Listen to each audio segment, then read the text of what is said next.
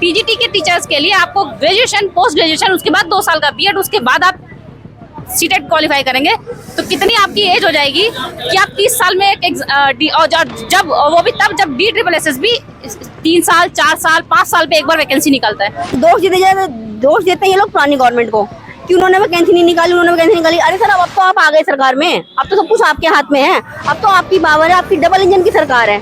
नहीं, अब तो आप कम से कम जो पिछली सरकार ने गलतियां करी हैं उनको आप सुधारिए, उनको आप सुधारिए।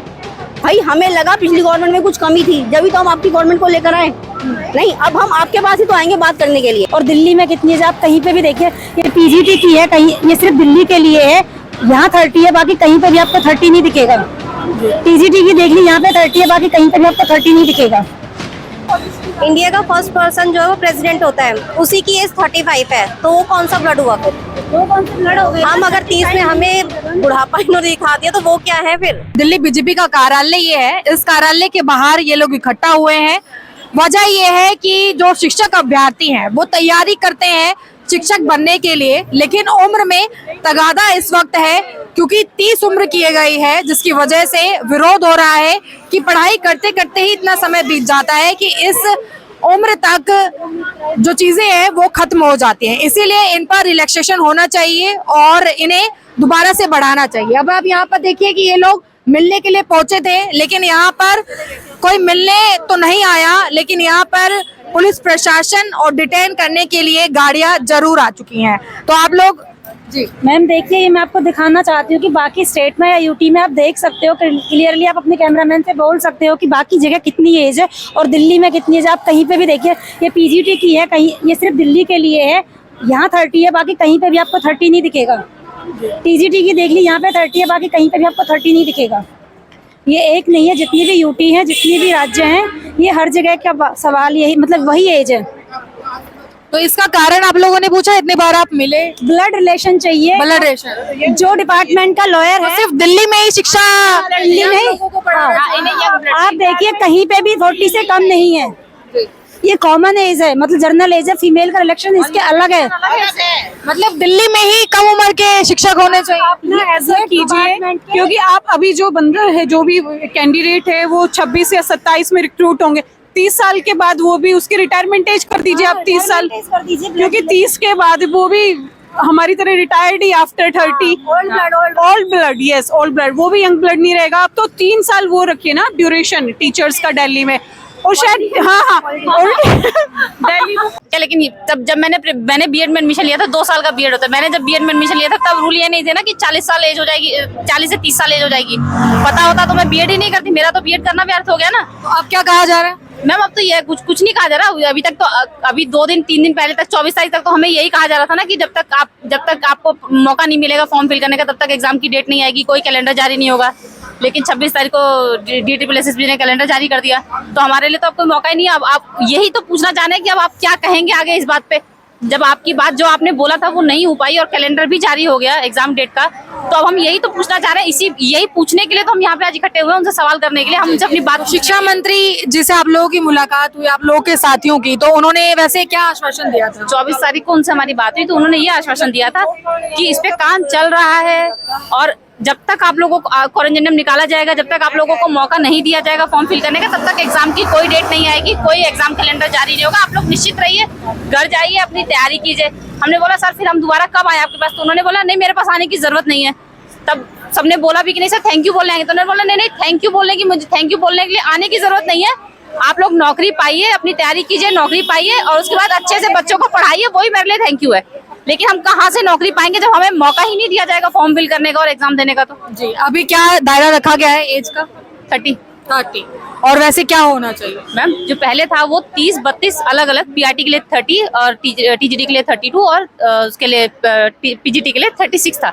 और महिलाओं के लिए 10 साल का एज रिलैक्सेशन था, महिलाओं के लिए उससे प्लस 10 ईयर्स का और रिलैक्सेशन था। और सब कुछ खत्म करके एज रिलैक्सेशन भी 10 ईयर का खत्म कर दिया गया। और पीजीटी टीजीटी आप सोचिए, पीआरटी में ठीक है आप बीएड करते हैं, ग्रेजुएशन करते हैं, 1 साल का कोर्स करते हैं, उसके बाद आप पीआरटी के लिए करते हैं तो 30 एज थी, 32 थी। आप बीएड करते हैं, 2 साल का बीएड करते हैं, उसके बाद आप सीटेट क्वालिफाई करते हैं। सीटेट का एग्जाम 2 साल में एक बार होता है, इस बार 1.5 साल, 2.25 साल, 2 साल के बाद जाके लगभग एग्जाम हो रहा है सीटेट का।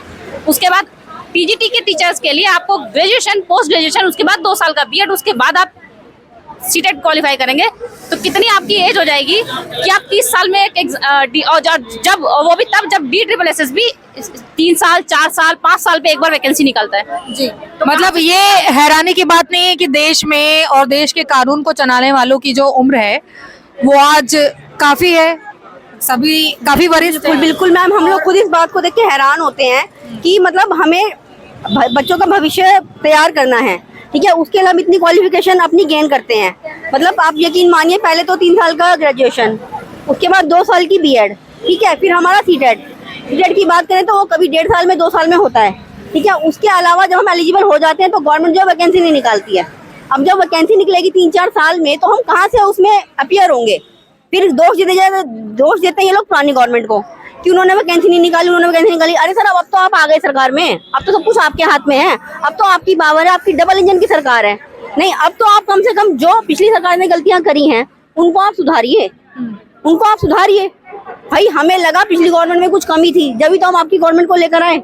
नहीं, अब हम आपके पास ही तो आएंगे बात करने के लिए। आप एजुकेशन मिनिस्टर हैं, आप दिल्ली प्रदेश अध्यक्ष हैं, हम आपके पास बात करने के लिए आएंगे तो हम कहाँ जाएंगे सर? और हम पीसफुल प्रोटेस्ट कर रहे हैं मैम, हम कोई मतलब ऐसा नहीं है, धरनेबाजी वाली कोई बात नहीं है, हम कोई क्रिमिनल नहीं है, हम एस्पिरेंट्स हैं और टीचिंग एस्पिरेंट हैं। हम एक सिंपल सी मीटिंग के लिए आए हैं, सिर्फ एक सिंपल सी मीटिंग, हम कोई प्रोटेस्ट नहीं कर रहे, हम सिर्फ अपनी बात, अपने सवाल रखना चाहते हैं ताकि हमें उनके जवाब मिल पाए। कि जो पहले एज थी उसी एज को अगर आप बाकी स्टेट की तरह नहीं कर सकते तो एटलीस्ट पहले वाली एज तो कर दो, हमें मौका दे दो, एक मौका तो दे दो। हम आपसे नौकरी नहीं मांग रहे कि ये लो आपका ज्वाइनिंग लेटर, आप जाके ज्वाइन कर लो। हम एक मौका मांग रहे हैं, हम एग्जाम देना चाहते हैं, हम अपने आप को प्रूफ करना चाहते हैं, मतलब वही मौका नहीं दिया जा रहा हमें, किस लिए? तो ये देखिए, ये आप सुन रहे थे, नहीं है शिक्षक नहीं मिले हमारे पास, ऐसे कम से कम 100 रिसीविंग है जब हम गए हुए उनसे मिले हुए। और देखो ये लिस्ट देखिए आप, ये तो कुछ ही कैंडिडेट की लिस्ट है जो बार बार जाकर इनसे मिल रहे हैं। अच्छा, ये एक चीज, क्या दिल्ली में 30 के बाद ओल्ड हो रहे हैं?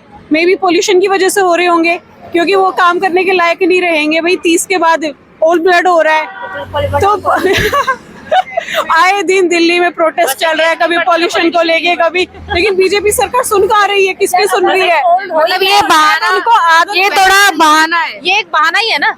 किसी भी फील्ड में अगर आपकी जॉब, अरे आप किसी और चीज को छोड़ो, क्या बोलते हैं, पॉलिटिशियंस हैं 70-75 साल में काम कर रहे हैं, या हम टीचर्स 30 साल के बाद 40 साल तक हम पढ़ा नहीं सकते, या मान भी लेते हैं कि आप 40 साल के लायक पढ़ाने, तो क्या 40 साल तक में या 30 साल में आप उनको रिटायरमेंट दे देते हो? तो ये नियम सिर्फ दिल्ली के लिए है। और यहाँ पर आपने देखा कि दिल्ली में जो मौजूद इकट्ठे हुए शिक्षक अभ्यर्थी हैं, उन्होंने अपनी आवाज को यहाँ पर रखा है। फिलहाल इनका यही कहना है कि जो उम्र है उसमें रिलैक्सेशन होना चाहिए, दोबारा से जो पहले थी उसी को करना चाहिए, या फिर जिस तरीके से अन्य राज्यों में है वो लानी चाहिए। फिलहाल इनकी जो बात है उसको आगे तक आप पहुंचाइए और शिक्षक अभ्यर्थियों की जो समस्या है उनसे उनको मुक्ति मिल सके, इस पर जोर दीजिए।